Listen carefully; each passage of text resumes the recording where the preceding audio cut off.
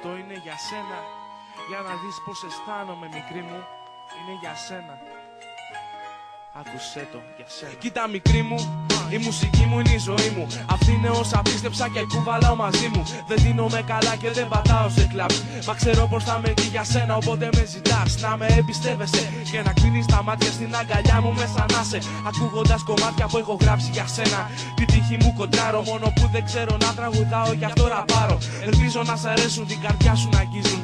Ελπίζω όταν τα ακούς κάτι καλό να σου θυμίζουν. Δεν σου μοιάζουν με τα συνηθισμένα, το φαντάζομαι. Μα είναι ο μόνος τρόπος που έχω μάθει να εκφράζομαι. Με συγχωρείς αν στις φίλες σου δεν αρέσω. Με κρίνουν αυστηρά και δεν έχουν πέσει έξω για την εμφάνισή μου και τα ρούχα που φοράω. Που τα κορδόνια μου είναι λιτά όταν προχωράω. Μα αυτός είμαι εγώ και πεθαίνω για σένα. Ξέρεις που θα με βρεις, στη γειτονιά με τα τρένα που είναι με σπρέι βαμμένα. Και στο ίδιο εκείνο σπίτι να σε περιμένω για να σταματήσει η λύπη. Μη μου ζητάς να μην σε ξαναδώ και να φύγω.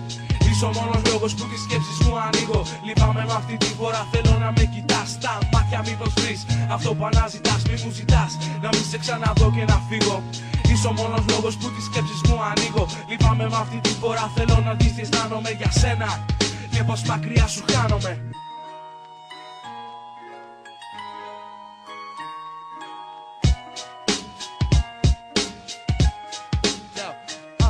Ξέρεις τα ένιωθα και τα είπα, μα εσύ δεν μου μιλάς. Φοβάσαι μη σε δούνε μαζί μου να γυρνάς.